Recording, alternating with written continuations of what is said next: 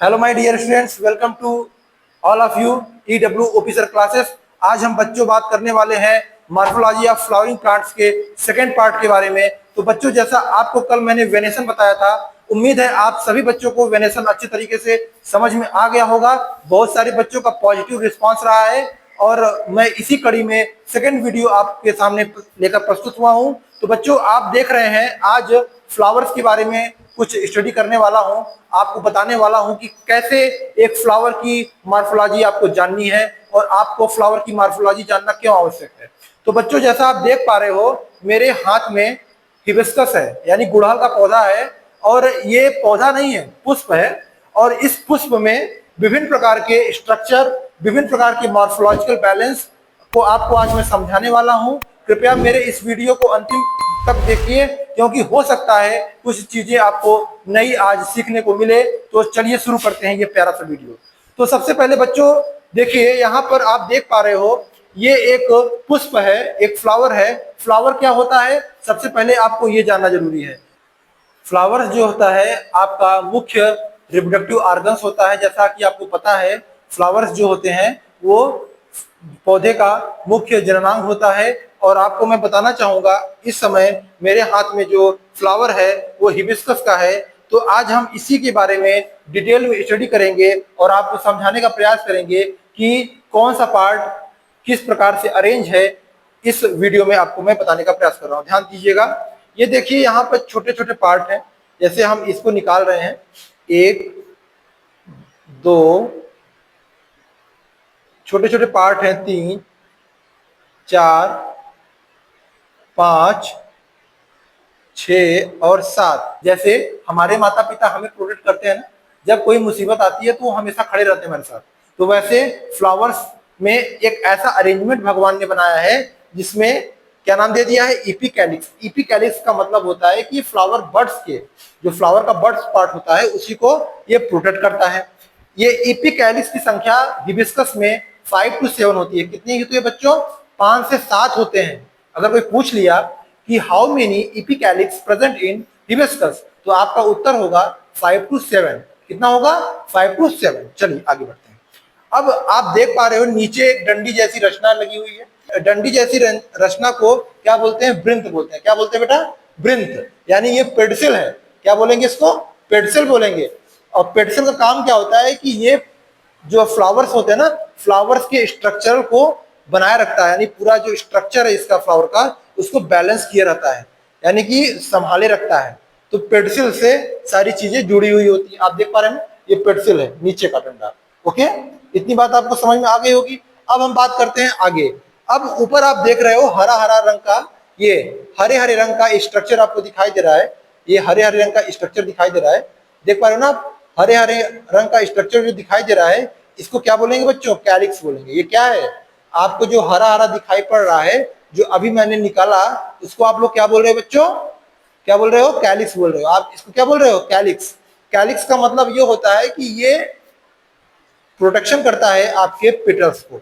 ये क्या करता है, पेटल्स को प्रोटेक्ट करता है। और पेटल्स के बारे में हम आगे चर्चा करने वाले हैं, लेकिन अभी आपको ये जानना है कैलिक्स। ठीक है, ये क्या है आपका कैलिक्स। और कैलिक्स की इकाई क्या होती है, सेपल होती है। कैलिक्स की इकाई क्या होती है बच्चों, सेपल। अगर कोई पूछे कि what is the unit of calyx, what is the unit of calyx, तो आपका उत्तर होना चाहिए कि कैलिक्स की इकाई सेपल होती है। कैलिक्स की इकाई क्या होती है बेटा, सेपल होती है। अब आगे हम बढ़ते हैं। अब हम बात करते हैं कोरोला के बारे में। किसके बारे में बात करेंगे, कोरोला। ये आप जो देख पा रहे हो, ये आपको जो देख पा रहे हो ना, ये प्यारा सा लाल लाल रंग का, ये देखो आप, मैं निकाल रहा हूं, बारीकी से निकाल रहा हूं, इसको बहुत गौर से देखिएगा। ये आप बहुत गौर से देखिएगा। ये क्या है बेटा, ये आपका पेटल है। ये क्या है, ये पेटल है। ये जो आप रेड रेड आप देख पा रहे हो, ये जो रेड रेड मैंने अभी निकाला है, ये क्या है बेटा, ये पेटल है। इसको पेटल बोलेंगे। करोला की यूनिट है ये करोला की यूनिट है। ठीक है, एग्जाम में आता है, 10th वाले और 11th वाले एकदम अलर्ट होकर सुनेंगे, क्योंकि 10th और 11th में भरपूर मात्रा में भर भर के एग्जाम में क्वेश्चन दिया जाता है और बच्चे उसमें गलत करके चले जाते हैं। तो बच्चों याद रखना है, कोरोला की यूनिट क्या है, पेटल।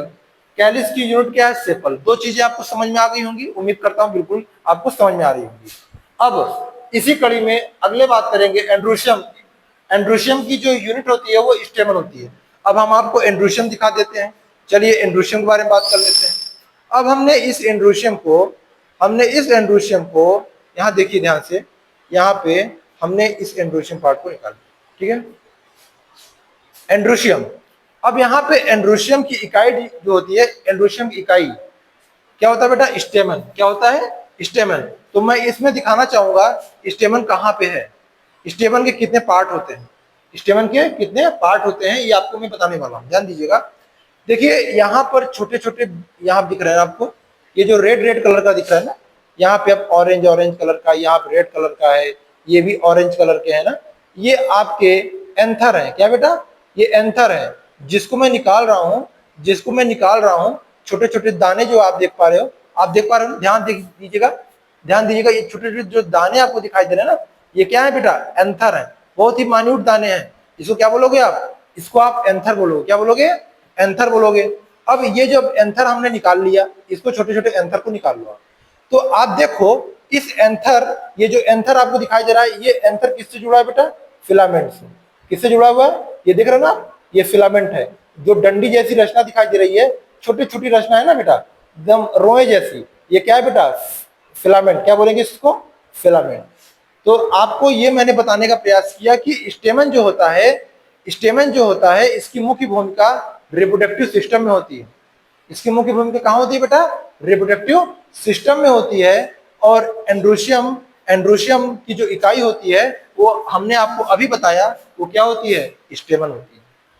स्टेमन होती है। ये बात आपको समझ में आ गई होगी, उम्मीद करता हूँ सभी बच्चों को समझ में आ रही होगी। तो स्टेमन में मैंने आपको दो चीजें बताई, एक आपका एंथर बताया, एक फिलामेंट बताया। क्या बताया बच्चों? एंथर और फिलामेंट बताया। एंथर को हिंदी में क्या बोलते हैं बेटा? परागकोश। क्या होता है बेटा? परागकोश।